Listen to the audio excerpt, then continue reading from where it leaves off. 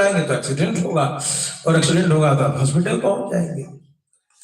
तो ये जो परिणाम आ रहा है अवश्यमेव तो भोक्तव्यम, वो भोगनीय हो जा रहा है। इसीलिए कहते हैं अनाभिसंधित फल से अभीष्ट अनिष्ट रूप फल संबंध अवर्जनीय, चाहे न चाहे उस फल का भोग करना ही पड़ता है। यह चिंता मोक्ष मार्गी लोगों को सताती है कि हम क्या करें। इसलिए मोक्ष पुरुष को कर्म नहीं करना चाहिए, ऐसी चिंता कि उनको कर्म से परे हो जाना चाहिए। आते 12वें श्लोक में देखते हैं इस पर भगवान क्या कहते हैं। अनिष्टम इष्टम मिश्रम च त्रिविधम कर्मण फलम भवत्यत्यागिनाम प्रेत्य न तो सन्यासीनाम क्वचित्। कर्म के फल 3 प्रकार के होते हैं, इष्ट, अनिष्ट और मिश्र। 3 प्रकार का कर्मफल अत्यागियों को पीछे से मिलता है, परंतु त्यागियों को कभी नहीं मिलता है। अनिष्टम नरकादि फलम, इष्टम स्वर्गादिकम, मिश्रम अनिष्ट संभिन्नम पुत्र पश्वन्नादि।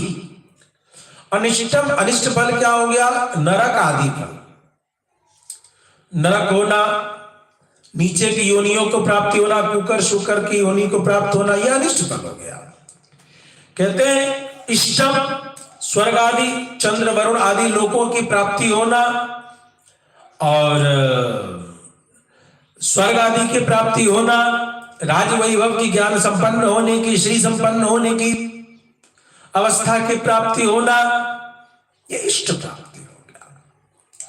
मिश्रम अनिष्ट संभिन्नम पुत्र पशुवन्नादि, मिश्र फल क्या हो गया? ऐसा फल जिसमें सुख भी है और दुख भी है। जैसे पुत्र की प्राप्ति होती है तो सुख होता है, लेकिन वह पुत्र जब बीमार हो जाता है तो क्या होता है? दुख होता है। पशु की प्राप्ति हो गई, आपके घर में खूब गाय है, घोड़े हैं, रथ हैं, इन सब की प्राप्ति हुई। अब क्या हुआ साहब? प्रसन्नता हुई, मेरे घर में मेरे जो है गौशाला में इस इच्छा को तो भाई बड़े बड़े संत भी करते हैं कि हमारे गौशाला में कितनी गौ माताएं हैं, कितनी गौ माताएं, इसकी चिंता उनको सताते रहती है।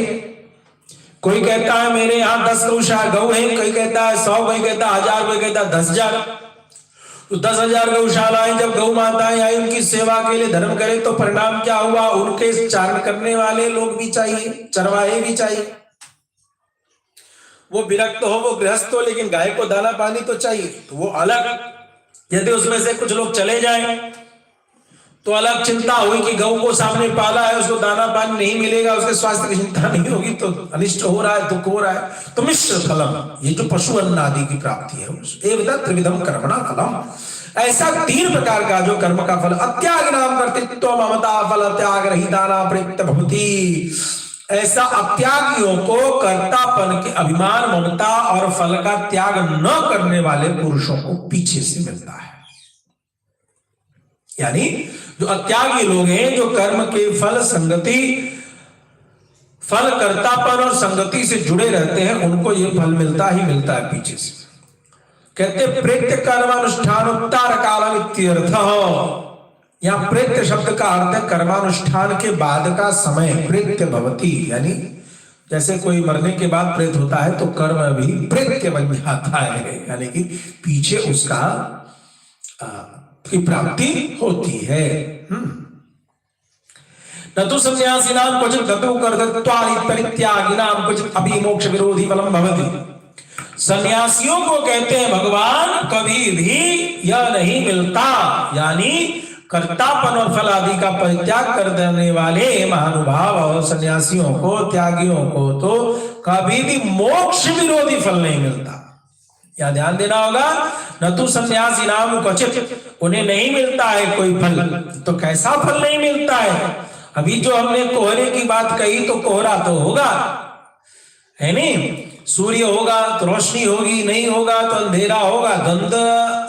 द्वंद्व से युक्त जो ये सृष्टि का क्रम है, इसमें तो जो जैसा जब होता है, बादल होती है, बारिश होता ही है वर्षा ऋतु में, ये सभी चीज होगी, लेकिन किस चीज की प्राप्ति नहीं होगी? तो भाष्यकार यहाँ स्पष्ट कर देते हैं परित्यागिनाम क्वचित् अपि मोक्ष विरोधी फलम भवति। उनको मोक्ष विरोधी फल की प्राप्ति कभी भी नहीं होगी, यानी कोई ऐसा फल नहीं होगा जिससे मोक्ष न मिले या मोक्ष में अवरोध उत्पन्न हो।